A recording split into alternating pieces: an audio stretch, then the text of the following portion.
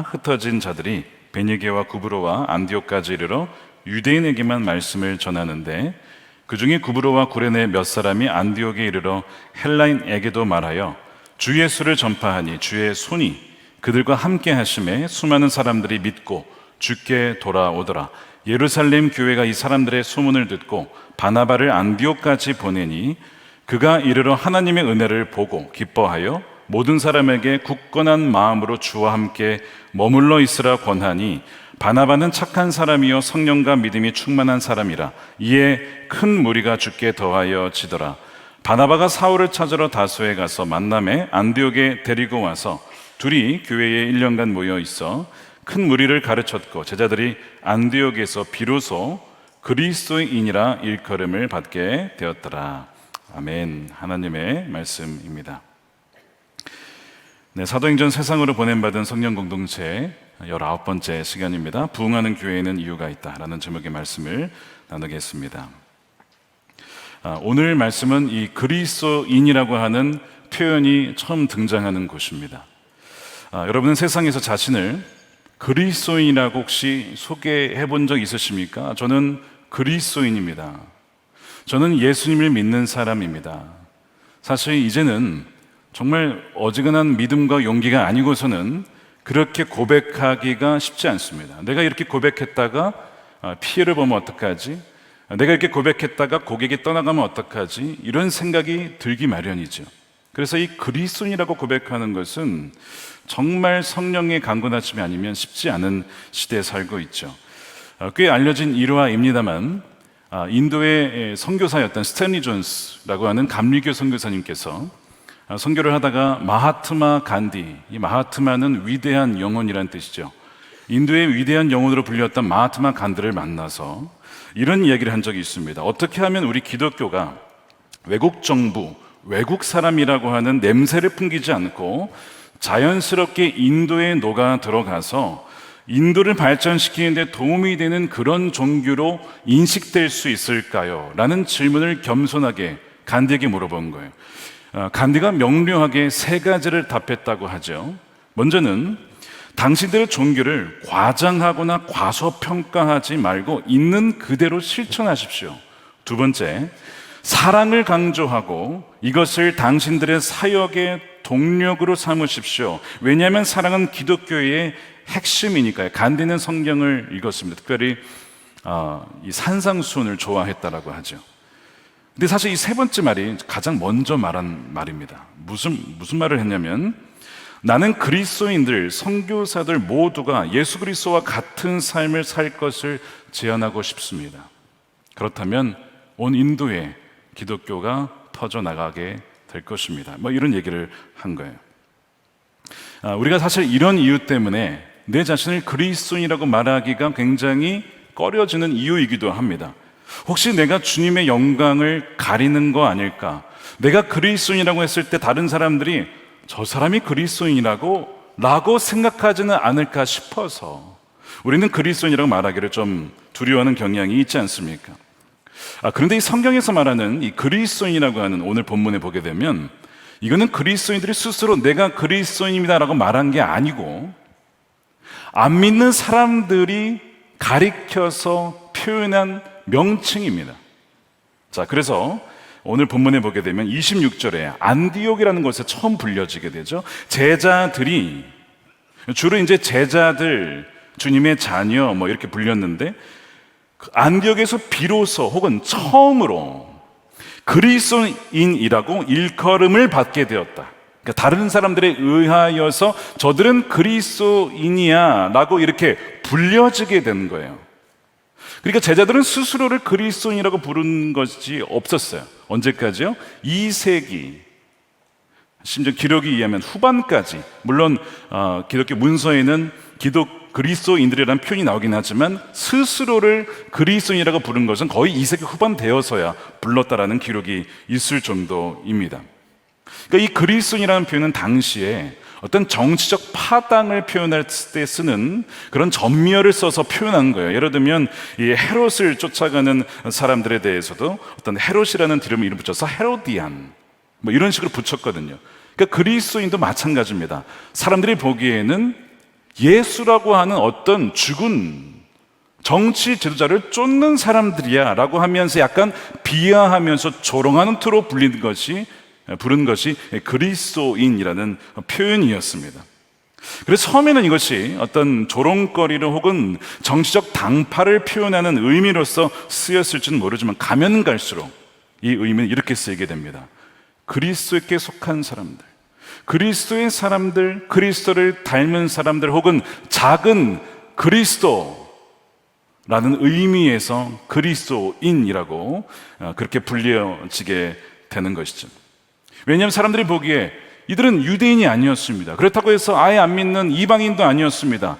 제3의 사람들이었어요. 그래서 이 제3의 사람들, 세상에는 있지만 구별된 이들을 가리키기 위하여서 그리스도인이라고 하는 새로운 명칭을 만들어야만 했던 것이죠. 처음에는 조롱으로 시작했지만 이제는 그들을 보면 그리스도가 생각나는 사람. 저는 저와 여러분들이 그런 그리스도인이 되었으면 참 좋겠습니다. 그렇게 되기를 축복합니다.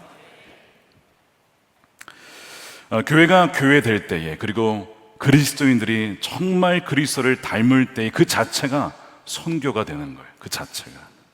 왜 오늘날 교회가 욕을 먹고 선교가 가로막혀 있습니까? 여러분, 이슬람 때문일까요? 여러분, 불교 때문입니까? 아닙니다. 선교의 가장 큰 장벽은 어찌 보면 그리스도인들 자체입니다. 우리가 그리스도를 드러내지 못하기 때문에, 우리를 통하여 다른 이들이 그리스도를 보지 못하기 때문에 어쩌면 우리 스스로가 가장 큰 선교의 장벽일 수 있다는 점에서 우리 교회 표어가 무엇이죠? 예수님과 동행하며 닮아가는 선교적 공동체. 바로 그 이유가 여기 있는 거예요. 주님을 닮아가고 주님처럼 겸손하게 온유하게 사랑하며 섬긴다면 그 자체가 선교가 되기 때문에 그렇습니다. 이 그리스도인은 칭하고 불려진 것이 안디옥이죠. 이 안디옥에 교회가 세워지는데, 이 안디옥 교회는 마치 이렇게 표현할 수가 있겠습니다. 하나님 나라의 대사관. 여러분, 대사관을 가게 되면 그 땅은, 예를 들면 미국 대사관을 가면 그 땅은 미국 땅인 거 아시죠? 하나님 나라의 대사관이라고 하면 그 교회를 가게 되면 하나님 나라, 즉 완성된 하나님 나라가 어떠한 곳인지를 미리 맛볼 수 있는 곳이란 뜻입니다. 안디옥 교회가 그런 곳이었어요.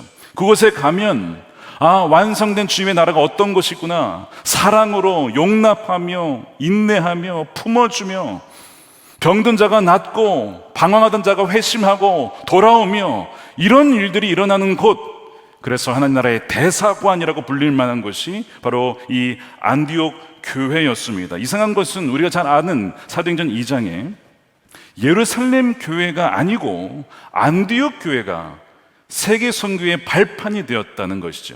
여러분, 이상하지 않습니까? 왜 예루살렘 교회가 아니고 안디옥 교회가 쓰임 받았을까요? 이 예루살렘 교회도 귀한 교회였죠. 그런데 비유대인을, 이방인을 전도하는 데는 한계가 있었어요. 굳이 우리로 비교하자면 한국인이라고 하는 그 인종에 갇혀 있는 것이죠. 유대인이라고 하는 인종에 갇혀 있는 것입니다. 그래서 더 이상 확장될 수가 없었습니다. 하나님께서 더 이상 쓰실 수가 없는 것이죠. 그러나 안디옥 교회는 국제적인 교회였어요. 인종과 상관, 다양한 인종이 모이며 문화가 섞여 있는, 오직 예수 그리스도로 하나로 한 세 사람이 된 곳이 바로 안디옥 교회였습니다. 선교의 중추적인 역할을 감당하게 되어지고, 결국 그 교회를 통하여서 사도 바울은 1차, 2차, 3차 선교 여행을 돌게 되죠. 그 중심 역할을 한 교회가 안디옥 교회였어요. 자, 그래서 수많은 사람들이 이 안디옥 교회를 통하여 믿고 또 돌아오게 되어지고 부흥하게 됩니다. 자, 사도행전 11장 21절에 주의 손이 그들과 함께 하시며 수많은 사람들이 믿고 주께 돌아오더라. 그리하여서 안디옥 교회가 형성이 되어지고, 또한 그 교회를 통하여서 다른 교회가 또한 세워지게 되는 것이죠. 이 부흥하는 교회였어요. 여러분, 부흥이란 무엇입니까? 단지 사람이 늘어나는 것이 아닙니다. 에즈베리 신학교의 총장님이 이번 주 말고 그 다음 주에 오셔서 여기서 설교를 하십니다. 주일날 에즈베리 대학교 총장님께서. 근데 그 대학교 신학교가 있습니다. 거기 로버트 콜만 은퇴하셨지만 그 교수님께서 부흥을 이렇게 정의하셨습니다. 하나님이 그의 백성들을 찾으시고 소생시키시고 생기를 북돋아 넣으시고 그들을 풍성하신 축복 속으로 인도하신 하나님의 주권적인 사역이다. 그것이 부흥인데 그것이 작년 에즈벨리에서 일어났죠. 우리는 그 부흥의 소식들을 듣게 될 것입니다. 부흥은 영적 생명을 깨우고 각성시키고 살리고 새롭게 하는 영적 변화인데 하나님께서 행하시는 일입니다. 저는 우리 한국교회 가운데 특별히 우리 소나목자 교회 여러분들의 가정과 교회 가운데 이 부흥의 역사가 일어나게 되기를 주님의 이름으로 축복합니다. 우리가 그것을 위해 기도해야 된다는 거예요. 부흥을 통해서 두 가지 특징이 일어나요. 하나는 교회 내적으로는 성도들의 죄가 끊어지게 됩니다. 이게 부흥의 역사에 나타난 특징이에요. 그렇게 좋아하던 죄, 짓기를 즐겨하던 사람들이 어느 날 갑자기 강권적인 은혜로 죄가 끊어지게 됩니다. 하나님을 더 알고 싶어지고 더 친밀한 사귐 가운데 나아가고 싶은 갈망이 일어나게 돼요. 이것이 첫 번째 변화고, 두 번째는 교회 바깥에서, 지역에서, 심지어는 나라가 그 부흥으로 말미암아 회심하게 됩니다. 교회 밖에 있던 사람들이 회심하여 돌아오게 되는 거예요. 이것이 부흥의 열매이죠. 부흥은 질적, 양적 변화와 성숙과 성장을 가져오게 되는 것이죠. 왜 이런 일이 벌어지느냐? 여러분, 이것은 전적인 하나님의 역사거든요. 21절 다시 보시면 뭐라고 되어 있냐면 주의 손이 그들과 함께 하시며 이런 일이 벌어졌다는 겁니다. 주님 보이지 않는 섭리적 손길이 그들 가운데 마음을 움직이시고 그들의 굳은 마음을 깨트리시며 부드러운 마음을 바꾸셔서 주께로 나아가겠다. 탕자에게 일어났던 그 마음의 변화, 보이지 않는 주의 손이 어루만지는 거예요.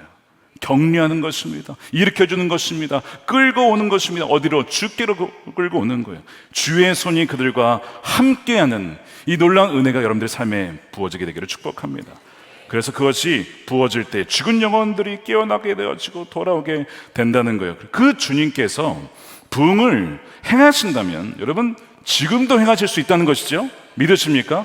왜? 주님은 어제나 오늘이나 내일이나 동일하신 주님이시기 때문에 그렇습니다. 그러므로 우리는 부흥이 임하도록 구해야죠. 간구해야죠. 너는 내게 부르짖으라. 크고 비밀한 일은 내가 너에게 알릴 것이라. 주님께서 말씀하셨습니다. 오늘 이 말씀을 보면서 저는 이제 안디옥 교회가 세워지는 배경과 과정에 주목하게 되었는데, 이 교회가 세워지게 되고 또 부흥이 일어나는 그 시작을 보게 되면 참 놀랍게도요, 여러분, 그 시작은 이해할 수 없는 고난, 박해에서 시작됐다는 것을 보게 됩니다. 자, 오늘 이 11장 19절, 그때에, 그 앞에 이제 베드로의 그 고넬료 사건을 말하면서 그때 동시에 비슷한 시기에 스데반의 일로 일어난 환란으로 말미암아 흩어진 자들이 베니게와 구브로와 안디옥까지 이르러 유대인에게만 말씀을 전하였다. 이 그때 사건 일을 얘기하죠. 어떤 고통스러운 사건이 있었어요. 여러분 다 아실 겁니다. 어떤 일이 있었습니까? 당시에 바로 예루살렘에 박해가 있었던 거예요. 그 예루살렘에 있었던 박해 때문에 그런 일이 벌어진 것입니다. 여러분, 이것이 벌어져서 사람들이 흩어져요. 예루살렘에 있던 사람들이 유대와 사마리아와 흩어지게 되면서 안디옥이라고 하는 곳까지 이르게 됩니다. 성경에 안디옥이 두 군데가 나옵니다. 하나는 수리아 안디옥과 비시디아 안디옥이 있습니다. 여기서 말하는 안디옥은 수리아 안디옥, 즉 시리아 안디옥이죠. 이 안디옥이라는 도시는요, 시리아의 수도였는데요, 굉장히 큰 도시였습니다. 로마에서 가장 큰 도시 로마, 두 번째가 알렉산드리아, 이집트 근처에 있습니다. 세 번째로 큰 도시가 바로 이 시리아에 있는 이 안디옥이었습니다. 굉장히 큰 도시였죠. 당시에 50만 명이 모여 있습니다. 지금 성남의 인구가 95만 정도, 100만이 좀 되지 않는데 그 당시에 50만 명, 엄청난 인구죠. 이것이 바로 안디옥이라는 도시였습니다. 근데 여기까지 사람들이 가게 되는 거예요. 이 도시 규모는 예루살렘보다 적어도 10배에서 많게는 20배 이상 컸던 대도시였던 것이죠. 인구 밀도도 높고 또한 도시적이고 다원적이고 다민족적인 곳이 바로 이 안디옥이었는데, 예루살렘에 있던 성도들이 스데반에 있었던 그 박해로 말미암아, 사울의 그 핍박으로 말미암아 흩어져서 이 안디옥까지 오게 된 겁니다. 다시 얘기하면 원치 않는 이사를 하여서 안디옥까지 흩어져 오게 된 것이죠. 그들이 안디옥에 온 것은 비자발적인 일이었습니다. 원해서 온 게 아니었어요. 안디옥까지 온 것은 선택의 결과가 아니었습니다. 그런데 그것은 성령의 역사심이었고 하나님의 섭리였습니다. 우리는 이것을 주목해야 돼요. 세계 선교 역사를 바꾼 이 안디옥 교회의 시작은 뭐 대단한 게 아니라 어떻게 보면 이해할 수 없는 고난과 박해에서 시작이 됐다는 것이죠. 말씀드린 것처럼 스데반의 그 죽음으로 말미암아 흩어지게 된 것입니다. 그러니까 이 환난은 내가 어떤 지은 죄로 인하여서 겪는 환난이 아니죠. 이해할 수 없는 고난입니다. 왜 스데반이 죽어야 했습니까? 이해가 되지 않습니다. 동시에 그 핍박으로 말미암아 왜 내가 살던 곳을 떠나서 전혀 알지 못하는 이방 도시로 가야 내가 살아야 할까? 이해할 수 없는 일이 벌어지는 거예요.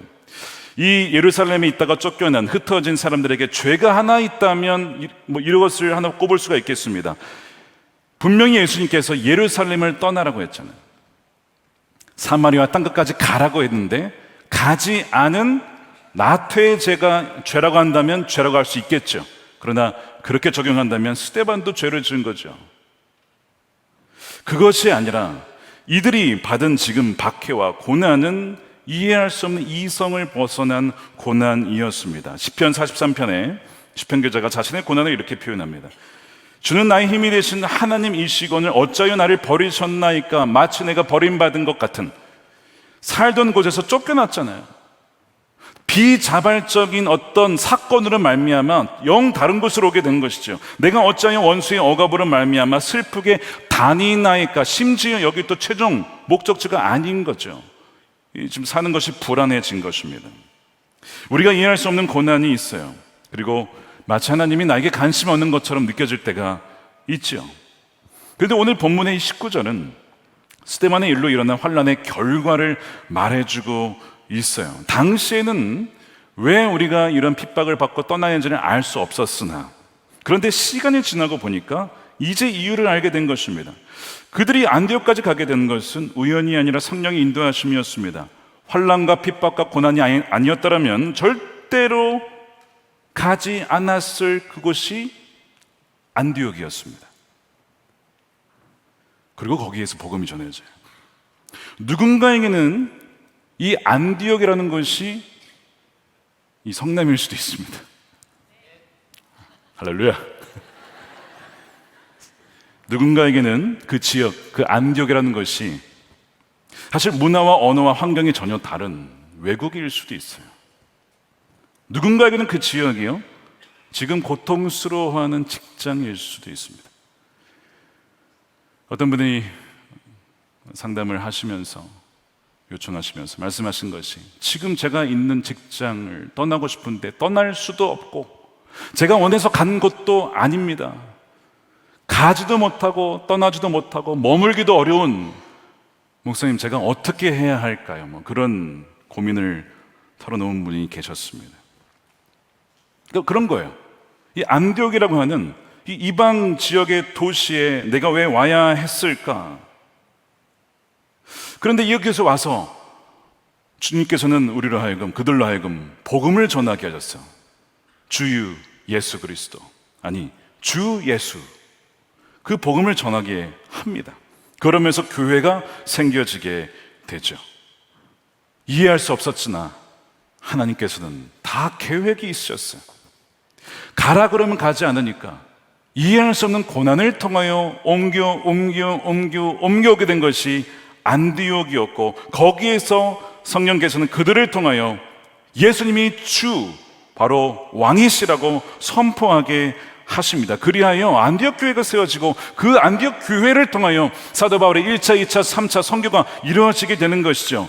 하나님은 뭐라고요? 모든 것을 합력하여 선을 이루시는 선하신 분인 줄로 믿으시기를 축복합니다. 그래서 우리 삶에 이해할 수 없는 환난을 허용하실 때가 있는 거예요. 왜냐하면 환난은 내 본성과 의지로는 절대로 가지 않을 그 어떤 위치와 어떤 그 장소에 혹은 그 관계에 이르도록 하는 도구가 환난이기 때문에 그렇습니다. 그리고 결과적으로 나로 하여금 주님을 더 찾게 합니다. 주님과 동행하게 만듭니다. 그 환난은 더 주님 예전보다 가까이 하기를 원하도록 우리를 이끌어가기 때문에 그래요. 그래서 이 환난 때문에 안디옥까지 온 성도들 중에서 무명의 몇 사람이 순종을 하여 복음을 전합니다. 예수님 왕이심을 선포합니다. 놀랍게도 이 무명의 전도자들을 통하여서 예수님을 믿고 돌아온 이들이 굉장히 많아집니다. 이 성령의 역사죠. 그런데 성경은 그들의 이름을 드러내고 있지 않아요. 이 무명의 전도자들이 안디옥 교회의 시작이었습니다. 부흥하는 교회는 이유가 있다라고 했는데 첫 번째를 말씀을 드린다면 이겁니다. 첫째는 주 예수님만 증거하는 무명의 그리스도인들 때문입니다. 아까 우리 캠퍼스 전도하는 우리 청년의 간증을 듣게 되었는데요, 무명의 캠퍼스 전도자들이 있기에 그들로 말미암아 주께로 돌아온 이들이 있었다는 거예요. 이들은 무익한 종이었습니다. 이름도 없이 빛도 없이 복음을 전합니다. 근데 이상하게 성경은 본문에서 그들이 누군지 이름을 밝히고 있지 않습니다. 그저 뭐라고 표현하고 있냐면 20절에 구브로와 구레네 몇 사람이라고 그들의 이름을 가린 채 그들을 통하여 복음이 전파되었고 그들을 통하여 주의 손이 함께하여 수많은 사람들이 믿고 돌아왔다. 아니, 수많은 사람들이 믿고 돌아왔으면 이 정도면 이름을 적어놔야 되지 않습니까? 누가 했는지를. 그런데 성경은 이상하게도 그들의 이름을 가리고 있습니다. 하나님 분명 그들이 누군지 알고 계시죠. 근데 왜 이름을 쓰지 않았을까요? 여러분, 이유가 있습니다. 첫 번째 이유가 있어요. 뭐냐면 그들의 이름을 가림으로써 주 예수님이 하셨음을 높이기 위함입니다. 그게 첫 번째고요. 두 번째는 하나님이 그들을 사랑하시기 때문에 가리신 겁니다. 이게 뭔지 아십니까? 어떤 사람은요, 사랑하시기 때문에 그들의 이름을 높여주세요. 아브라함아, 내가 너의 이름을 창대케 할 거야. 이름을 높여주는 사람이 있어요. 근데 어떤 사람은요, 하나님께서 사랑하시기 때문에 그 이름을 가리십니다. 어떤 사람은 왜냐하면 세상에서 더 알려지고 세상에서 더 힘이 있으면 있을수록 하나님의 영광을 가리는 사람, 주의 역사를 더 능력 있게 가로막는 사람이 있기 때문에 하나님은 사랑하셔서 그 성향을 아시고 그 사람의 이름을 가려주시는 것입니다. 반면 어떤 사람은 이름이 드러나도 마지막까지 신실하게 믿음 안에 머물러 있는 자가 있는데, 오늘 곧 살펴볼 바나바가, 물론 바나바도 그의 이름은 아닙니다. 별명이죠. 본래 이름이 요셉이죠. 어쨌든 그의 이름이 기록이 됩니다. 그러면 어떤 성도가 알려져 있는가, 유명한가, 알려져 있지 않은가, 더 귀한 사람, 덜 귀한 사람, 더 귀한 일, 덜 귀한 일을 우리가 눈에 보기에 나누는 것은 굉장히 위험한 일입니다. 보여지지 않고 알려지지 않아도 주님 보시기에는요, 알려진 사람보다 더할 나위 없이 귀한, 존귀한 그 귀한 일을 감당하신 분들이 너무나 많기 때문에 그렇습니다.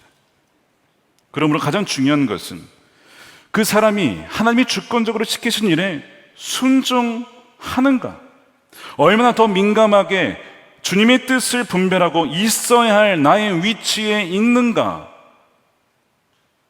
주의 자리를 탐하지 아니하고 부르신 처소에 머물러 있는가, 그것을 주님은 보신다는 것입니다.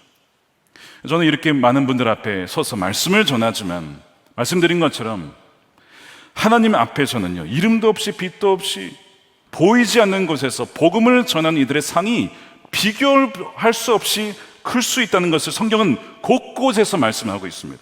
마태복음 5장 11절 보십시오. 나로 말미암아 너희를 욕하고 박해하고 거짓으로 너희를 거슬러서 모든 악한 말을 할 때에는 너희에게 뭐가 있어요?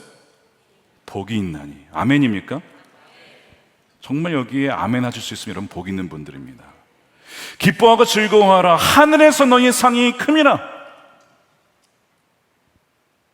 여러분, 죽으면 다 하늘나라에 가야 돼요. 천국에 가야 됩니다. 근데 거기에 상이 있대요. 상이 있고 없고, 상이 크고 작고가 있다라고 말씀을 하죠. 너희 전에 있던 선지자들도 이같이 받게 하였느니라. 여기서 너희라고 되어 있어요. 너희 누굽니까? 무명의 전도자들, 이름도 없이 빛도 없이 잃어버린 영혼들과 돌아온 양떼들을 돌보며 그 마지막 죽음의 순간까지 그들과 함께하며 천국으로 인도해 주는 그 사람들, 여러분, 그들이 얼마나 상이 큰지 성경은, 예수님께서 분명히 말씀을 하고 있잖아요. 오늘 새벽에 어떤 분께서 저에게 오셔서 물어보셨어요. 새벽마다 아침에 일찍 예배 후에 전도하는 분들이 계신데, 목사님, 하나님께서 그들을 기뻐하시겠죠? 저에게 질문하셨어요. 저에게는 이렇게 느껴졌습니다. 전도를 하다 보면 알아주지도 않고 또 욕먹을 때도 있고, 뭐 이게 무슨 소용인가, 이거 가지고 누가 믿겠어 싶을 때도 있고, 낙심이 찾아올 때가 있습니다. 그런데 주님은 알아주시죠? 라고 묻는 것 같았습니다. 제가 그랬어요. 권사님, 물론입니다. 우리 주님께서 그것을 다 보고 계시죠? 여러분, 우리는 열매를 고민할 사람이 아니에요. 우리는요, 심고 물 주는 것에만 집중하시면 됩니다. 자라게 하시는 분은 주님이십니다. 왜 열매는 우리가 고민합니까?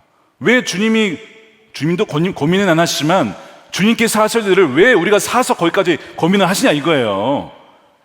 우리가 할 일은 그저 충성일 뿐입니다. 부르신 곳에서 내가 얼마나 신실하게 감당하느냐. 그래서 제가 그 새벽 전도자뿐만 아니라 화요일 날 매일 낮에, 토요일에, 주일에 전도하시는 분들, 캠퍼스에서 전도하는 무명의 전도자들이 바로 오늘 본문에 구레네, 구브로 출신의 무명의 전도자들이죠. 그리고 여러분들의 직장에서 보이지 않게 말은 하지 못해도 삶으로 예수 그리스도를 증거하고자 기도하는 분들이 있다는 것을 다 알고 있습니다. 다 알고 있어요. 누가요? 주님이 다 알고 계시다 이거. 여러분들이 어떤 마음으로 직장에 가는지, 어떤 마음의 태도로 사람들을 대하는지 주님은 다 알고 계세요. 우리 사람은 모를 수 있어요. 심지어 저도 모를 수 있습니다. 그런데 주님은 다 아신다는 것을 여러분 믿으실 때에 주님의 위로로 격려를 받으시기를 축복합니다. 무명은 사람과 세상으로부터 영광을 받지는 못하지만 사람에게 영광을 받으면요, 사실 이 상 이미 받은 겁니다. 마태복음 6장 2절에 그러므로 구제할 때 외식하는 자가 사람에게서 영광을 받으려고 회당과 거리에서 하는 것 같이 너희 앞에 나팔을 불지 말라. 진실로 너희에게 이르노니 그들은 이미 자기 상을 받았느니라. 구제를 하든 뭐 전도를 하든 뭐 이렇게 드러내면서 나팔을, 즉 내가 했어 그렇게 되면 사람들이 알아주게 되면 그것은 이미 이 세상에서 상을 다 받은 거예요. 그 나라에 가면 상이 없다는 뜻입니다. 그러니까 사실은 주의 말씀에 순종하여 뭐 복음을 전하든 뭐 구제를 하든 드러나지 않으면 실망하고 왜 알아주지 않을까가 아니라 감사해야죠. 왜요?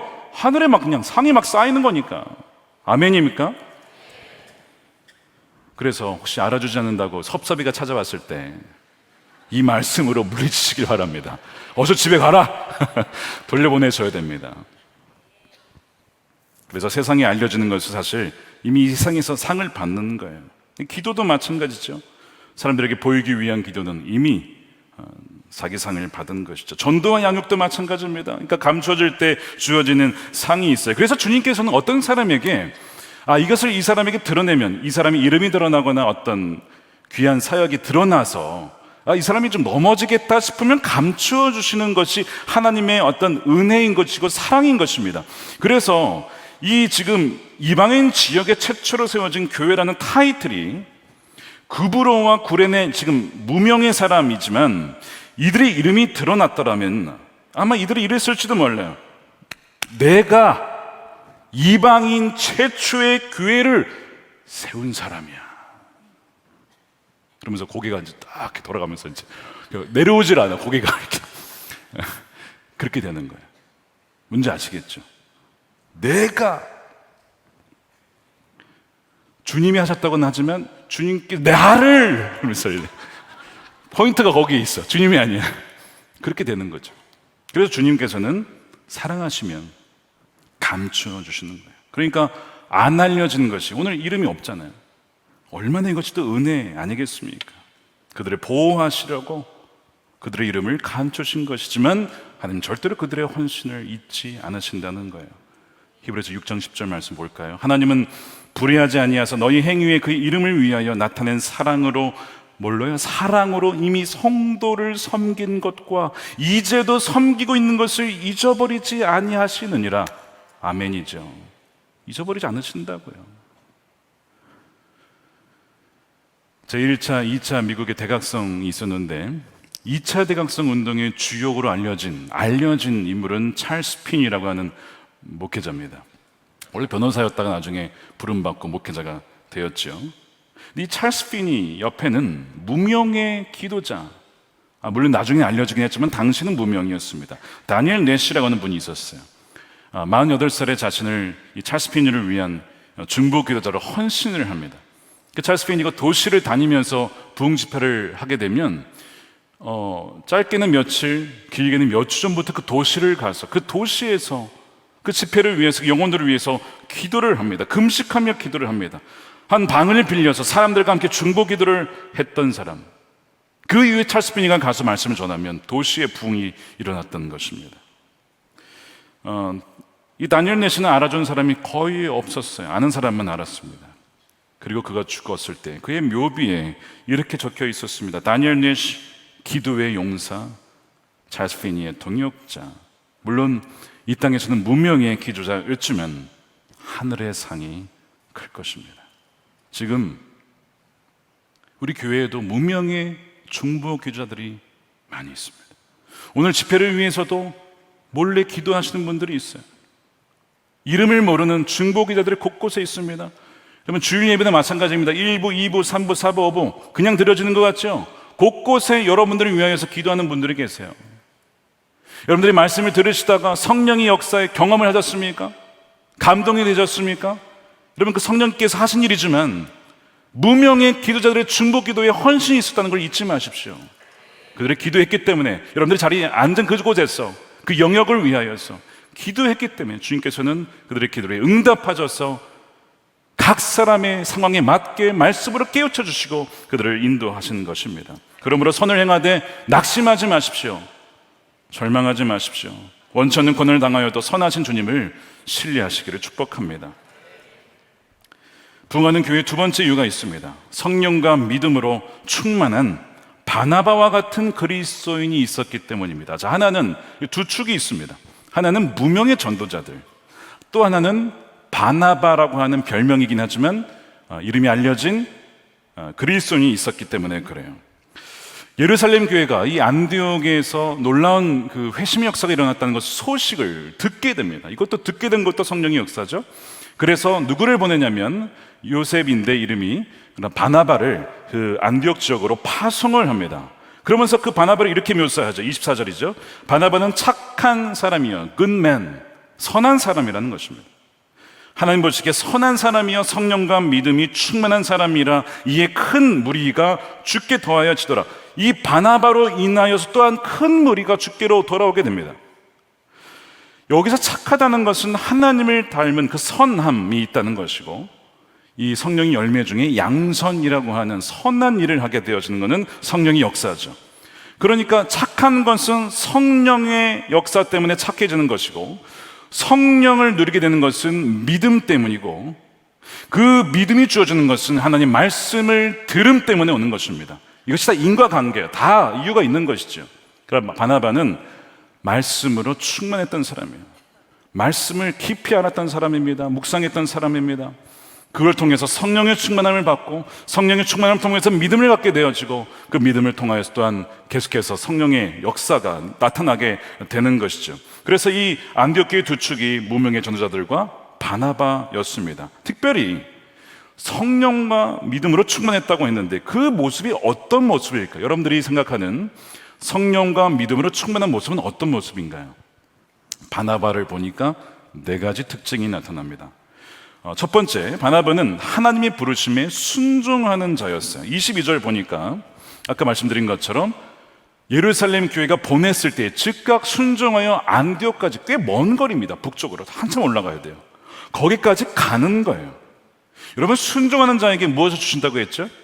성령을 주신다고 했죠. 성령을 받는 자가 또한 순종하게 되는 것입니다. 하나님 보시기에 선하다는 것은 하나님께서 지시하는 것이 어디든지 순종하고 따르는 것을 말하죠. 그러니까 성령 충만은 순종하는 자를 가리키는 거예요. 두 번째, 오늘 본문에 보니까 바나바는 하나님의 은혜를 보는 눈을 가진 자였습니다. 자, 23절에 보니까 그가 이르러 갔더니 하나님의 은혜를 보았대요. 여러분, 은혜라는 것이 눈에 보입니까?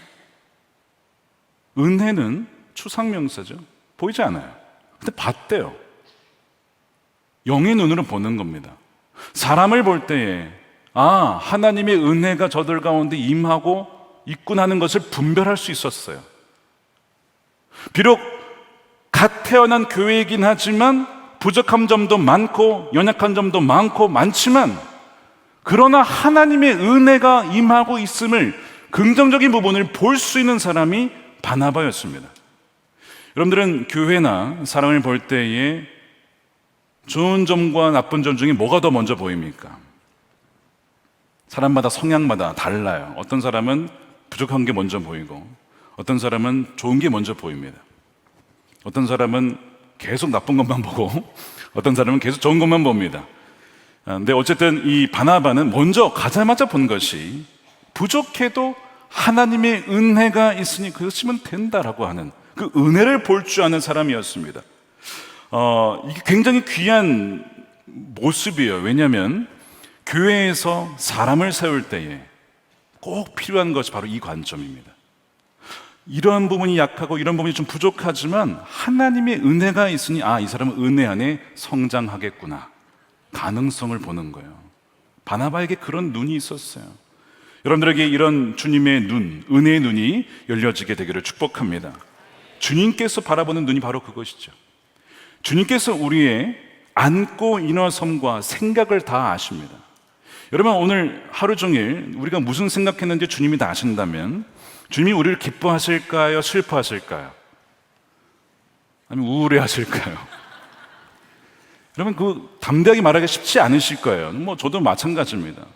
근데 주님께서는 그걸 다 아시지만 십자가를 통하여 우리를 보실 때 우리를 어떻게 보실까? 성경 뭐라고 하죠? 내가 너를 기쁨을 이기지 못하겠노라. 나의 사랑하는 자녀야, 내 사랑하는 신부요 라고 보시는 거예요. 그게 뭐예요? 은혜로 보는 것입니다. 은혜로. 바로 그 주님의 눈으로 보는 것이 이 바나바의 눈이었던 거예요. 아무리 부족해 보여도 핏값으로 산 나의 자녀구나, 하나님의 자녀구나 하는 것을 보는 눈이 있었다는 것입니다. 이것이 특징이에요. 세 번째 특징은 기뻐하는 자였습니다. 은혜를 보는 눈, 은혜를 보고 기뻐하여, 하나님의 역사가 일어나고 있구나, 하나님의 은혜가 있구나, 너무 기쁘다. 기쁨은 성령의 열매죠. 첫 번째 사랑, 그 다음에 뭐예요? 기쁨이잖아요. 항상 기뻐하라. 여러분, 기쁨은 성령의 역사입니다. 조건이 있어서 기뻐하는 것만이 아니에요.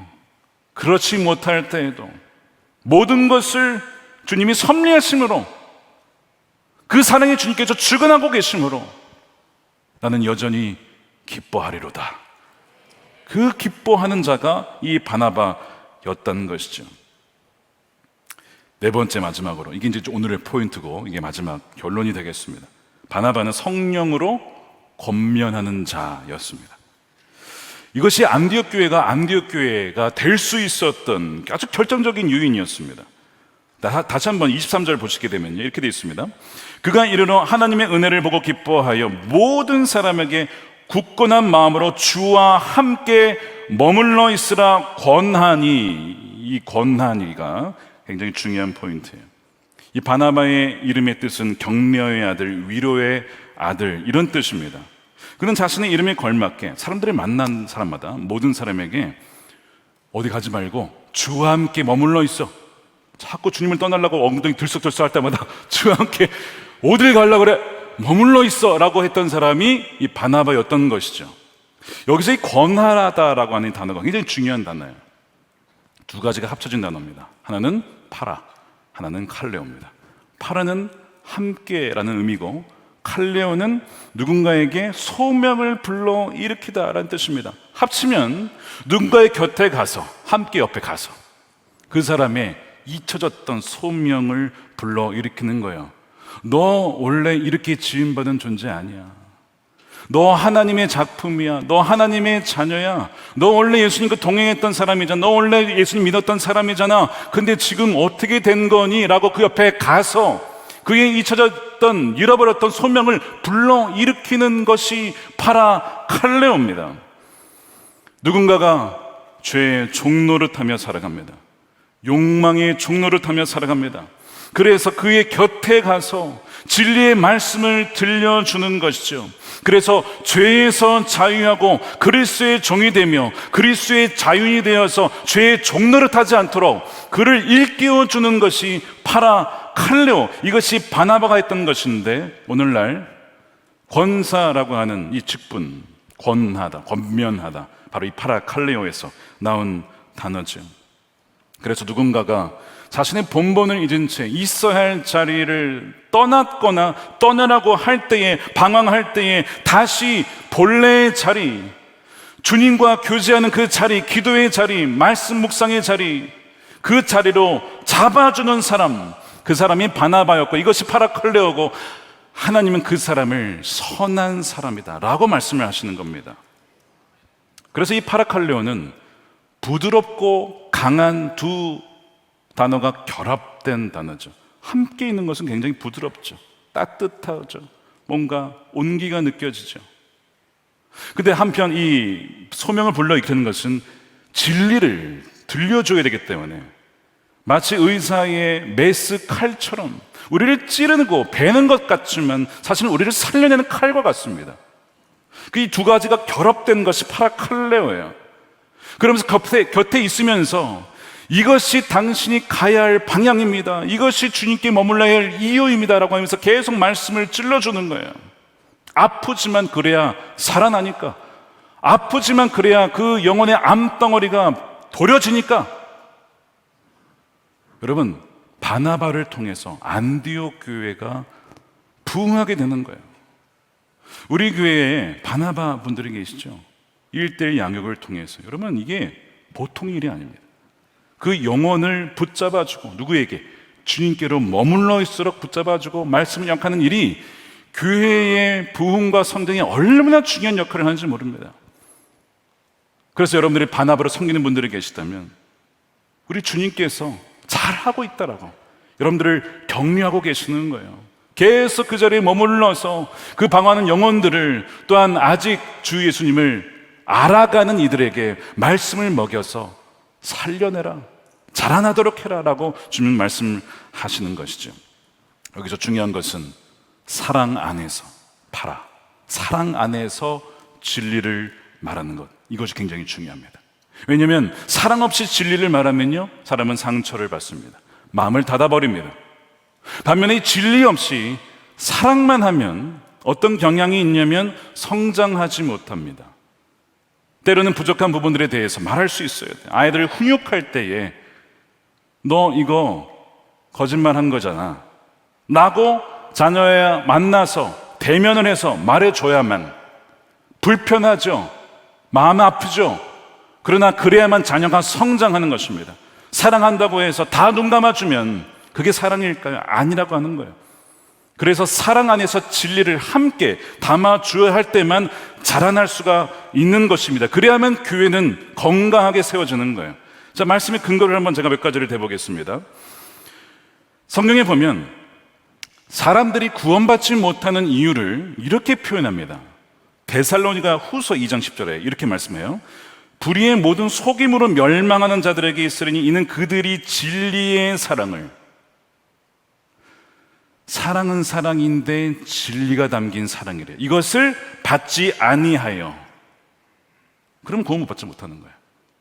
사랑과 진리가 결합된, 그것이 뭐 그들을 위해서 기도하면서 말씀을 전하는 것이든 무엇이든 간에 받지 않았기 때문에 구원받지 못하는 것이죠. 비슷한 얘기가 또 있습니다. 그러므로 사랑으로 진리를 말해라.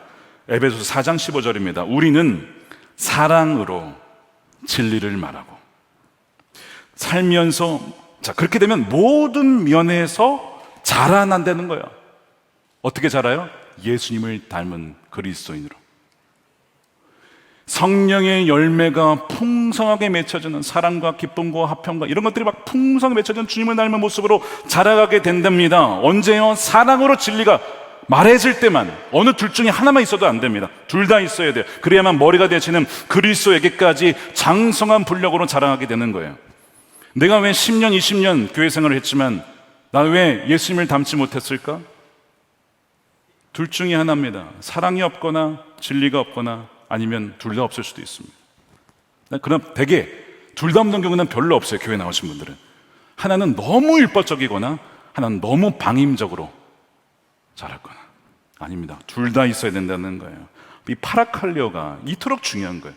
그랬을 때의 안디옥 교회가 성장하게 되고 성숙하게 되어지고 세계 선교를 감당하는 교회가 된 것입니다. 저는 선한목자교회에 정말 이 파라칼레오 권하는 바나바 같은 분들이 많이 생겨나서 정말 실족하고 잃어버리고 상처받은 영혼들을 회복하는 그런 교회가 되기를 간절히 축복합니다. 바로 여러분들이 교회예요. 여러분들이 교회입니다.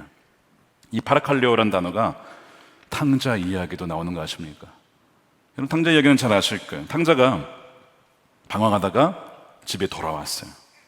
아버지가 너무 기뻤습니다. 그를 위해 잔치를 베풀어 줬는데 소도 잡고 반지도 끼워주고. 근데 잔치에 참여하는 한 사람이 있었죠. 형이 참여를 안 합니다. 그래서 그 형이 잔치에서 제외되어 있는 거예요. 미움과 시기의 죄에 사로잡혀 있습니다.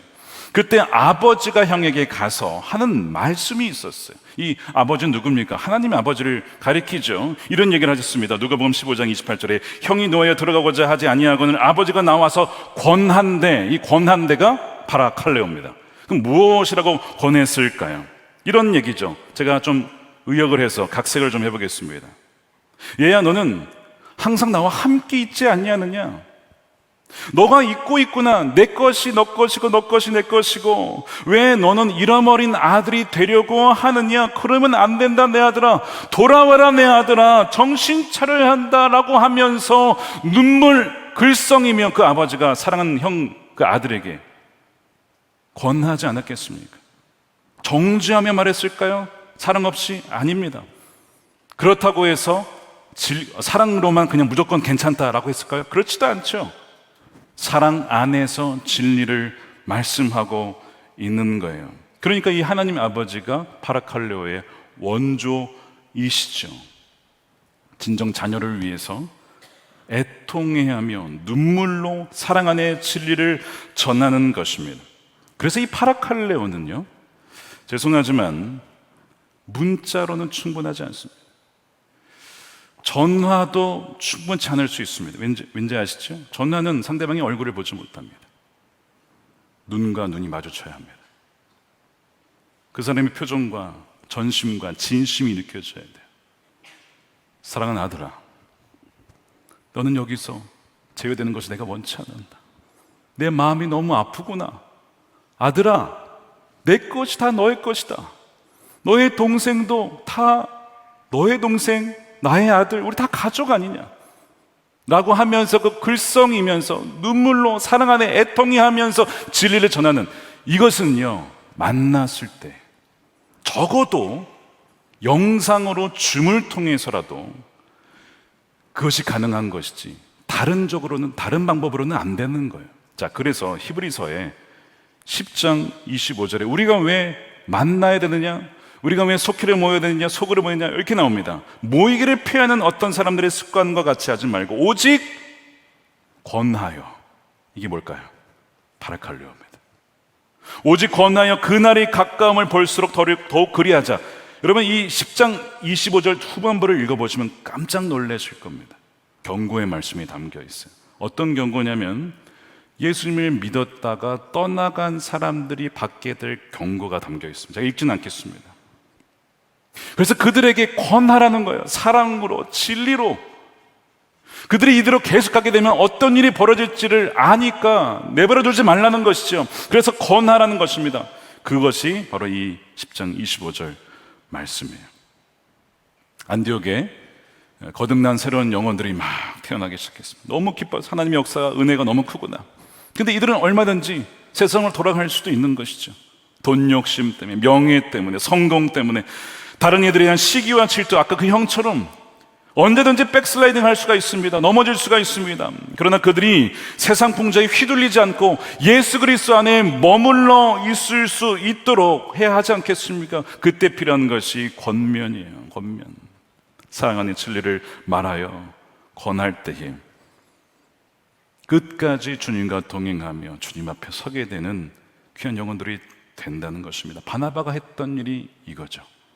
바로 바나바를 통하여 권하였을 때에 많은 이들이 주께로 머물러 있게 되어지는 그 놀라운 은혜가 있었던 것입니다. 여러분 혹시 가족 중에, 자녀들 중에, 배우자, 친척 중에 떠나 계신 분이 계실 거예요. 어쩌면 오늘 이후에 내가 가서 좀 만나서 권면해야겠다라고 기도하며 준비하는 분들이 분명히 계실 것입니다. 이때 이 말씀을 꼭 기억하십시오. 성령으로 말미암아 사랑 안에 진리를 말할 때에 하나님께서는 반드시 그 영혼을 돌아오게 하실 것입니다. 바나바가 이 권하다라고 했을 때 이 미완료형 계속 권했다는 거예요. 한 번 말한 게 아니고요. 계속해서 주의 그 은혜 안에 머물러 있어야 돼. 너 기도의 자리 떠나면 안 된다. 계속 권했다는 것이죠. 그래서 안디옥 교회에 그렇게 놀라운 부흥의 역사가 일어났다는 것입니다. 마귀는요 쉬지 않고 일합니다. 24시간 360일 우리가 심지어 잘 때에도 마귀는 잠도 안 자요. 꿈에 나타나기도 하고 이상한 꿈 꾸게 해서 막 이상한 생각 만들게 하고 마귀는 계속 일하고 있어요. 여러분 사울 왕 아시죠? 우리가 사무엘상 시리즈를 함께 살펴보고 있는데 여러분 처음에 성령을 받은 사람이었어요. 성령의 은사를 받았고 성령으로 충만했던 사람입니다. 하나님 영이 그에게 크게 임하였습니다. 그가 예언도 했고요. 심지어 성경은요 그가 새 사람이 되었대요. 새 마음을 받았다라고 했습니다. 예언이 성취가 되어지죠. 그런데 나중에 사무엘이 이런 경고의 말씀을 하죠. 12장 24절입니다. 너희는 여호와께서 너희를 위하여 행하신 그 큰 일을 생각하여 오직 그를 경외하여 하나님을 두려워하라는 것입니다. 너희 마음을 다하여 진실이 섬기라. 만일 너희가 여전히 악을 행하면 너희와 너희 왕이 다 멸망하리라. 우리는 지금 이미 어떻게 되고 있는지를 알고 있습니다. 사울은 왕위를 빼앗겼습니다. 그리고 나중에 보시겠지만 무당을 찾아가죠. 아니 사울이 어떻게 그 지경까지 가게 됐냐 이거죠. 제가 이번 주일에도 말씀드리겠지만 여러 가지 원인이 있는데 바로 머물러 있어야 할 곳에 누군가가 말씀으로 권면했던 것을 거부하고 불순종을 우습게 여기고 이런 것이 누적이 되어가면서 점점 엇나가게 되는 것입니다. 그래서 사무엘은 사실 그 곁에서 권하는 자의 역할을 감당했었던 사람이에요. 우리가 이 일을 위해서 서로 권면해 줘야 됩니다. 서로. 우리 목사님들도 목요일마다 밴드로 모이는 이유가요, 여러분 목회자라고 여러분 완벽합니까? 아닙니다. 유혹에서 자유롭지 않습니다. 우리도 날마다 유혹에 싸워야 되거든요. 그러면 우리의 연약함이 무엇인지, 우리가 무엇을 가지고 싸우는지에 대해 서로 나눕니다. 그리고 기도를 받아요. 심지어 저도 기도를 받습니다. 목사님들 기도해 주십시오. 제가 감당하기에 이거 쉽지 않습니다. 온유와 겸손함으로 그냥 이것이 어떤 누구 사람 앞에 쓰는 것이 아니라 하나님 앞에 우리가 지금 앉아있다라는 그 마음으로 할 때에 권하는 그 말씀을 통해서, 기도를 통해서 다시 새 힘을 얻는 것입니다. 그래서 교회가 필요한 거예요. 그래서 소그룹이 필요한 것이고, 그래서 속회가 필요한 것입니다. 그렇게 할 때에 우리는 오직 권하여 마지막까지 주님이 오시는 그날까지 신실하게 주님과 동행하게 될 줄로 믿습니다. 마지막으로 바나바가 어떻게 그렇게 계속 권할 수 있었을까? 바로 여기에 부흥하는 교회의 궁극적인 원인, 아까 첫 번째 원인, 두 번째 원인 말씀드렸는데 궁극적인 원인이 여기에 있습니다. 보혜사 성령입니다. 여러분 보혜사라고 하는 이 헬라어가 파라클레이토스라고 되어 있어요. 근데 아까 파라칼레오 어근이 같은 단어입니다. 다시 얘기하면 권하다는 것은 그냥 말로 권하는 것이 아니라 성령의 도와주시는 능력으로 권하였다는 뜻이죠. 그것이 성령께서 이 교회를 세우게 된 바로 원천이었다는 것입니다. 여러분 성령의 보혜사가 두 분이 나옵니다. 하나는 첫 번째 보혜사는 예수님입니다. 예수님께서 우리를 위해서 어떻게 도와주시죠? 이 보혜사라는 의미는 격려자, 옹호자 이런 뜻이잖아요. 예수님께서 우리를 위해서 어떻게 옹호하십니까? 하나님 보좌 우편에 앉으셔서 하나님께 우리를 대변해 주십니다. 쟤는 비록 지금 죄를 지어서 저렇게 넘어져 있지만 아버지, 이미 저의 모든 죄로 저의 죄값을 다 씻었습니다. 저는 무죄입니다. 그러니 아버지 하나님 기억하여 주시고 저를 붙잡아 주소서. 이렇게 우리를 대신해서 하나님께 옹호해 주는 분이 바로 주님이십니다. 지금도 우리를 위해서 중보하고 계시잖아요. 두 번째 보혜사가 성령님이십니다. 그럼 성령님은 어떤 역할을 하냐? 성령님은 우리에게 말씀을 하시죠. 성령님은 우리로 하여금 우리가 예수님을 바라볼 수 있도록 옆에서 말씀하시는 분이십니다. 성령님께서는 어떤 말씀을 하시냐면 이런 거예요. 예수님께서 우리를 위해 하신 일이 무엇이냐? 십자가를 봐라. 자책하고 나는 가능성이 없어. 나는 원래 이런 자야. 아니야. 예수님께서 너를 위해서 돌아가셨잖아. 예수님 너와 함께 하시잖아. 예수님을 봐. 성령의 역할은 우리로 하여금 예수님을 주목하게 하고 예수님 안에 머물 수 있도록 해주시는 분이 바로 성령님, 보혜사, 또 다른 성령님이십니다. 그러면서 우리를 사랑하시기 위해서 어떠한 대가를 치르셨는지를 봐라. 그리고 우리가 그 안에서 얼마나 의로운 자인지, 얼마나 주님의 기쁨을 또한 사랑을 받는 자인지를 봐라. 왜 낙심하니? 무엇을 두려워하니? 무엇을 염려하니? 성령께서는 우리에게 계속 그렇게 뭐 하는 거예요? 바라칼레오, 말씀하시는 거예요. 성령을 통해서. 그래서 이 성령께서 역사하실 때에 그 영혼은 깨어나고 교회는 살아나며 부흥하게 되는 것입니다. 샌안토니오 서부에 한 흑인 청소년이 있었어요. 이름이 더윈 그레이, 그레이라고 하겠습니다. 이 그레이라는 흑인 청소년이 있었는데 이 미식 축구를 좋아하는, 우리 발로 하는 축구 말고 미식 축구를 좋아하는 청소년이었습니다. 근데 그의 삶이 참 불행했어요. 그의 삶은 오로지 폭력, 가정폭력, 중독, 학대, 혼돈으로 가득 찬 삶이었습니다. 많은 흑인들의 삶이 그래요. 우리나라도 마찬가지입니다. 이제는 더 이상 미국의 어떤 그런 나라 할 필요 없이 한국도 마찬가지죠. 그가 청소년 시기에 두 명의 사람을 만나게 되는데 이것이 그의 삶을 완전히 바꾸게 됩니다. 첫 번째 사람은 누구냐면 고등학교 전설적인 풋볼 코치였던 루트 리치라고 하는 분입니다. 이 더윈인 그레이가 고백하기를, 이 코치는 다른 사람들과 무엇이 달랐느냐? 다른 사람들은 자신의 겉모습만 봤다는 거예요. 네가 뭘 하겠어? 이렇게 했다는 거예요. 그런데 이 코치는 어느 날 자신에게 오더니 정말 진심 어린 눈빛으로 자신을 쳐다보면서 이런 이야기를 해주더래요. 그레이, 나는 너가 무엇이 될 수 있는지 알아. 그리고 나의 역할은 그것을 너의 안에서 끄집어내는 거야. 이런 얘기를 해주더래요. 그래서 이 더윈 그레이의 말에 의하면 그는 내 겉모습이 아니라 내 눈을 통해서 내 영혼을 들여다 보았다는 거예요. 아까 바나바가 뭘 봤다 그랬죠? 은혜를 봤다 그랬잖아요. 이 더윈 그레이라고 하는, 어떻게 보면 가정적으로 보나 가문으로 보나 그냥 가능성이 없어 보이는 그 아이의 영혼을 보면서 너의 안에 무엇이 있는지 알아? 내가 그것을 끄집어낼 거야. 여러분, 파라칼레오가 바로 그거예요. 끄집어내는 거죠. 지금 받은 하나님께서 창조하신 그 모습 그대로 살아갈 수 있도록 격려해 주는 겁니다. 이 이야기를 코치가 하더래요.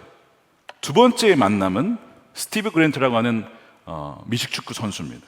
이 친구의 별명은 별명이 좀 이상한데 벌거벗은 설교자입니다. 왜 그러냐? 샤워를 할 때, 남자들이 샤워를 할 때 계속 전도를 하는 거예요. 샤워실에서. 그러니까 영어로 Do you know Jesus? 이러면서 이제 너 예수님 알아? 이러면서 이제 꼭 이 샤워를 할 때 예수님 얘기를 그렇게 하더래요. 근데 이 사람의 삶과 진실 없는 고백과 이 전도를 통해서 이 더윈 그레이가 예수님을 알게 됩니다. 믿음을 갖게 되는 거예요. 자, 이 코치와 이 전도자를 통해서 더윈의 삶이 완전히 바뀌게 됩니다. 그러면서 그가 어떻게 고백하냐면 이런 고백을 합니다. 제가 우리 집에서, 우리 가문에서 유일하게 감옥에 가지 않고 학대받는 아이들의 프로그램에 참여하지 않고 결혼하지 않은 채 아이 낳지 않고 학교에서 퇴학당하지 않은 유일한 사람입니다. 완전히 집안 전체가 계속 되도록 그렇게 살아왔던 집안이었어요. 그런데 두 명의 헌신된 그리스도인을 만나서 그의 인생은 완전히 정말 말 그대로 구렁텅이에서 구원을 받게 된 것이죠. 그러면서 그가 나중에 이제 NFL 미식 축구 선수가 되고 은퇴를 한 이후에 목회자가 됩니다. 그래서 노스캐롤라이나의 트랜스포메이션 처치, 변화 교회라고 하는 곳에 급성장하는 교회를 개척을 해요. 그러면서 그 회중들에게, 성도들에게 이렇게 권면을 합니다. 이 세상에는 저와 같은 더윈 그레이 같은 이들이 너무나 많습니다. 그들은 인생이라고 하는 그들의 게임에서 희망을 찾으려고 고되게 분투하는 이들입니다. 그들에게 예수 그리스도를 전해주셔서 그들에게 희망이 되어주십시오. 그래서 그 교회 성도들이 다 전도자가 되어가지고, 그래서 그 교회가 그렇게 급성장하는 교회가 되었던 것이죠. 지금도 이 루트리치 코치와 같은 분, 스티브 그랜트와 같은, 바나바와 같은 그리스도인들이 너무너무나 필요합니다. 왜냐하면 우리 한국에도 청소년들 중에서 중독 때문에 얼마나 방황하는 친구들이 많은지 몰라요. 주님을 알지 못한 채 그렇게 죽어간 영혼들이 너무나 많습니다. 그러나 무명의 전도자들과 또한 이렇게 권하는 바나바를 통하여 안디옥 교회에 붕이 일어났던 것처럼 오늘날에도 동일한 성령님께서, 그 보혜사 성령님께서 역사하실 때 바로 여러분들이 그런 바나바와 같이 무명의 전도자와 같이 쓰임 받을 때에 교회는 변화되어지고 주변의 영혼에 잃어버렸던 영혼들은 주께로 돌아오게 될 줄로 믿습니다.